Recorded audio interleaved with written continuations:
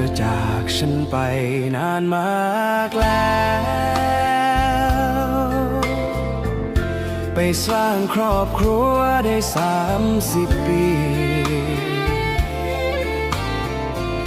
ฉันคิดว่าคงเป็นเพราะเธอไปได้ดี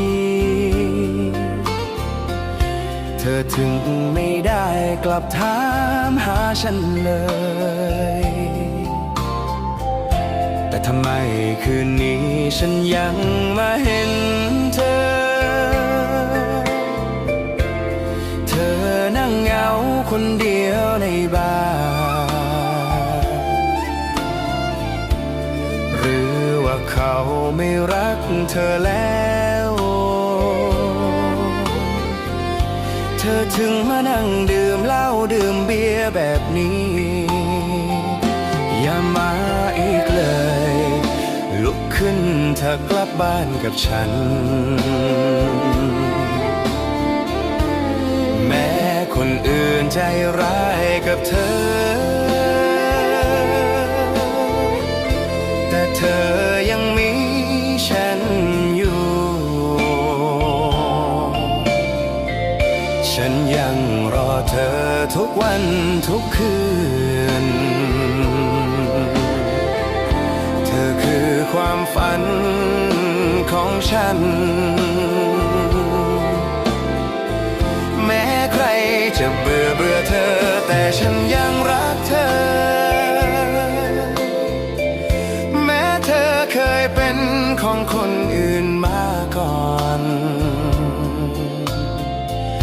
แต่ฉันก็ให้อภัยทุกอย่างพร้อมมอบความรักทั้งหมดของฉันให้เธอแม้ชาติไหนฉันก็ยังจะรักเธอเสมอ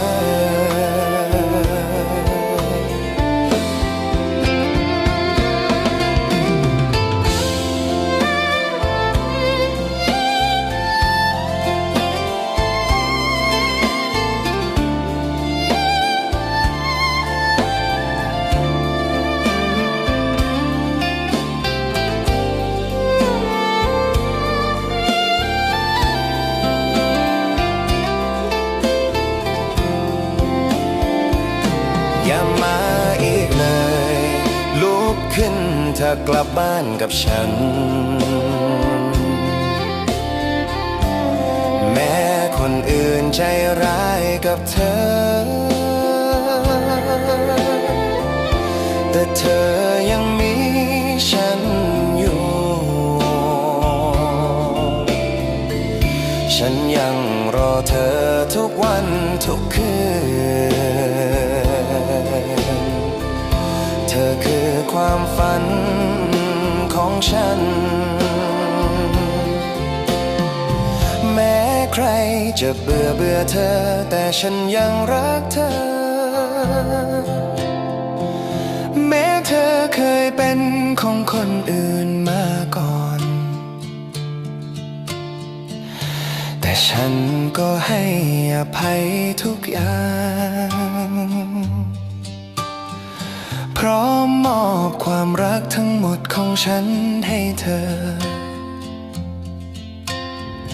แม้ชาติไหนฉันก็ยังจะรักเธอเสมอ